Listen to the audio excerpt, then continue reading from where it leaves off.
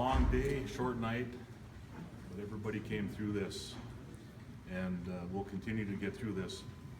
Yesterday, at approximately 12:20 p.m., the Sheriff's Office received a report of a collision between a northbound Canadian Pacific rail train and a semi-truck carrying a trailer with approximately 10,000 gallons of propane.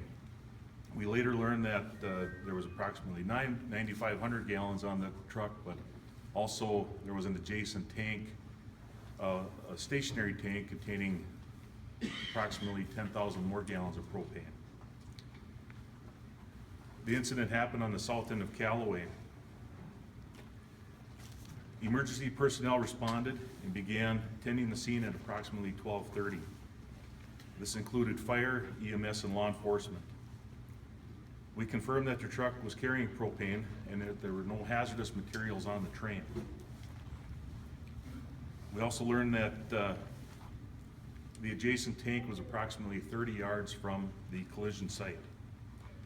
The city of Callaway was evacuated due to a safety concern for the citizens in the event of a tank failure or the possibility of both tanks failing.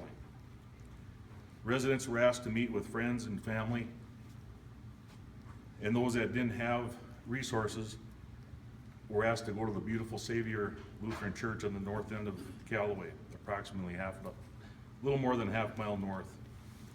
The church opened the doors to residents along with all emergency personnel.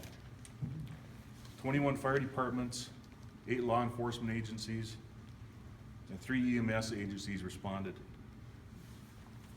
This included approximately 150 firemen and several tenders or tankers, and we'll have more of that from the fire department.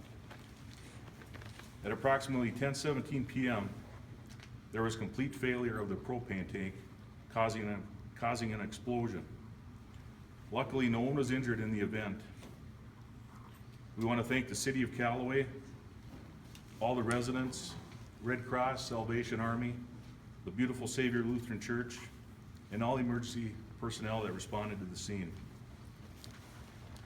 The Canadian Pacific Railroad, has opened the railroad to traffic.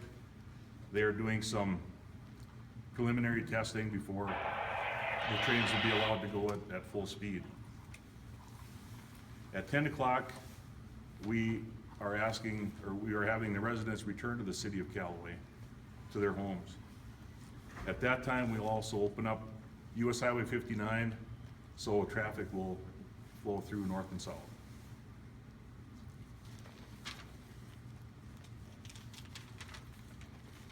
There will be continued heavy equipment in the area for the next couple days. The CP Rail had 11 cars that were derailed. They are still on site tending to these cars, and it should be done in the next couple days. So again, we want to thank everyone involved, the Beautiful Savior Lutheran Church, all the people that volunteered their help here, and we're very thankful that nobody was injured in this event. Thank you.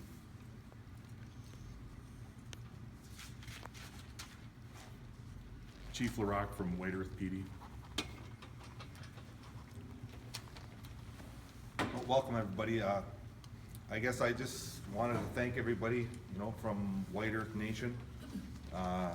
The overwhelming support of all the community members and stuff like that. I mean, in all the fire departments, and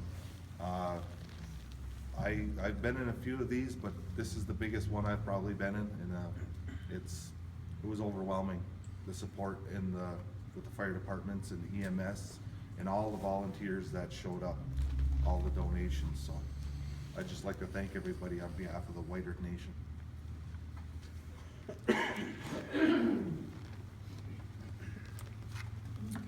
I'm Keith Heinlein, the Chief of Callaway Fire. Guess we had 21 fire departments respond. Approximately 20 tankers were shuttling water. We ended up setting up 4 fill stations. one west of town, one east of town. We were filling out of the city of Ogama and the city of Callaway.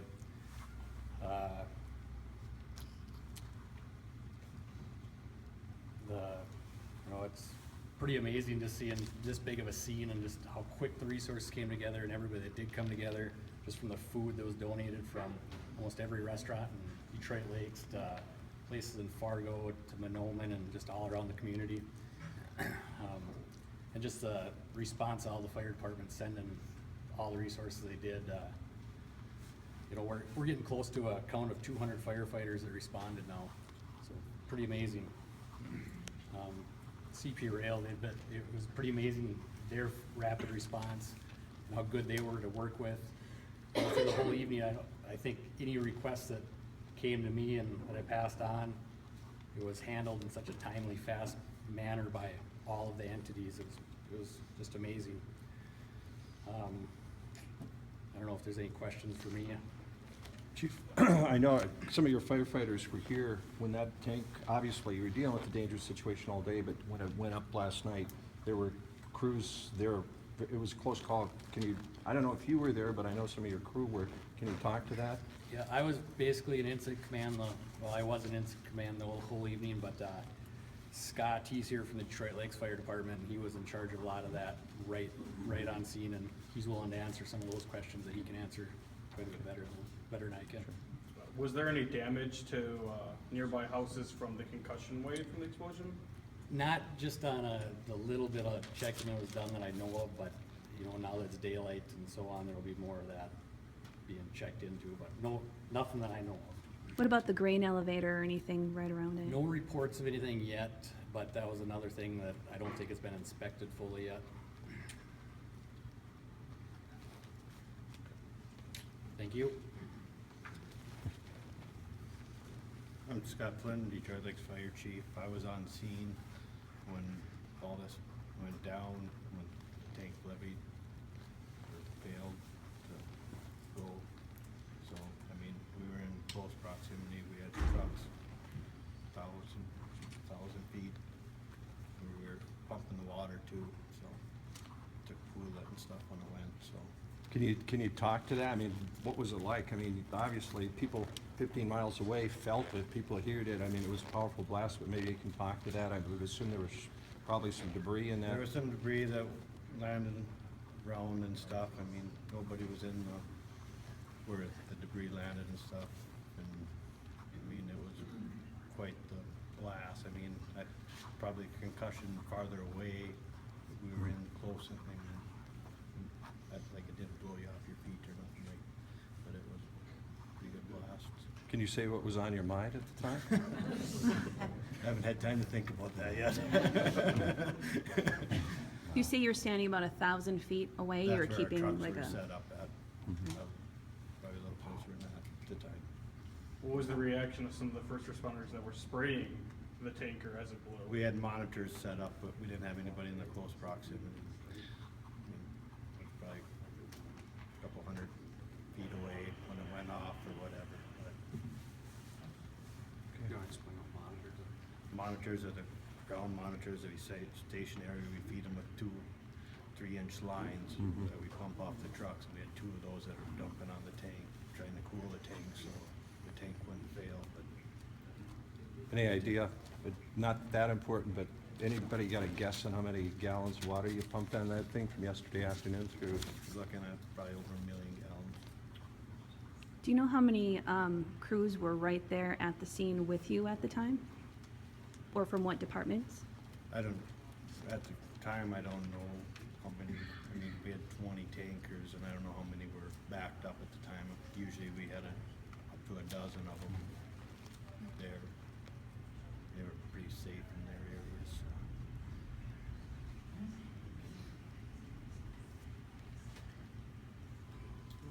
I'd just like to add.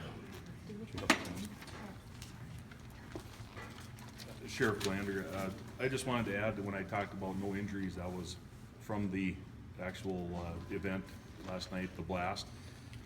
We did have a couple injuries with the operators of the train, and they were taken into St. Mary's for evaluation, so Do you know their current condition? I do not. They were treated and released. Maybe this is a question for Andy, I don't know, maybe you can talk to the investigation. I know the FRA is here, certainly CP and that. Maybe you can talk about the process. Andy, I don't know if that's possible, how much you can talk about that, but It'd be preliminary to go into details at this time about the investigation, but our focus is very much on how that commercial vehicle came to be on the track at that time. there are a lot of people that were displaced, obviously. I know that some of the people here were talking, some came here. CP, as many railroads do in times like this, with displacement or evacuation, help those people. Can you talk about that? How you help the people out that didn't have places to go last night? Yeah, we did arrange blocks of hotel rooms for displaced residents that were not able to join with family or friends and spend the night. So we did make that service available. Unfortunately, we're too familiar with these sort of things, Castleton and some of those things, Andy, but we know the railroad comes in, anybody that has damages or costs, and that will CP be setting up some type of center or something if people have, costs incurred or anything like that? Has that been discussed at all? We have claims personnel on scene, and we're working directly with residents. Lonnie, is that something you would want to address as well, or is it maybe preliminary? I think that's preliminary. Lonnie Jordan from CHS. First of all, what I want to say is we from CHS are so extremely grateful to everyone who was involved in the response here, that there were no serious injuries as a result of this, that we had tremendous support from the community, from all of the first responders, from our partnership with CP, from the Red Cross, from the Salvation Army, from the church, from all of the volunteers. And from that perspective, we are so, so grateful for how this event has unfolded. I do not know specifics in terms of how claims will be handled. I know that we will be partnering with everybody involved to see that local residents have their needs addressed as we move forward.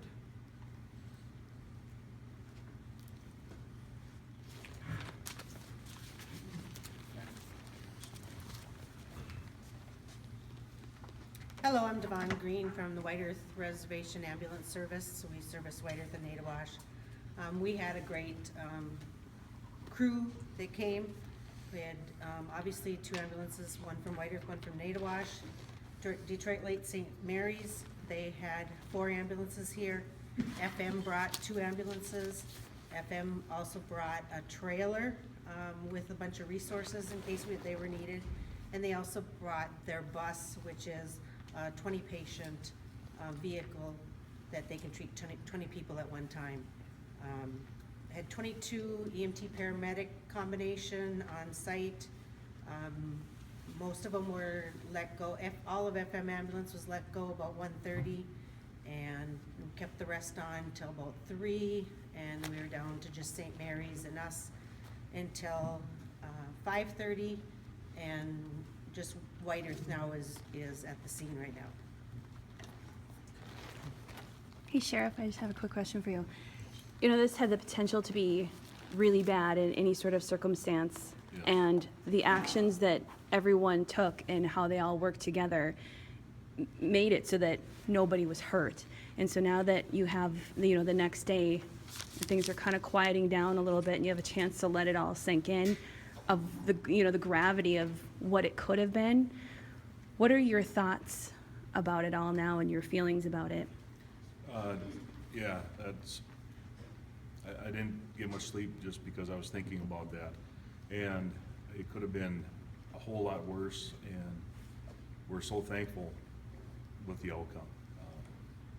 Yeah, this event, and this goes for all the cities with railroads. It could have been a lot worse.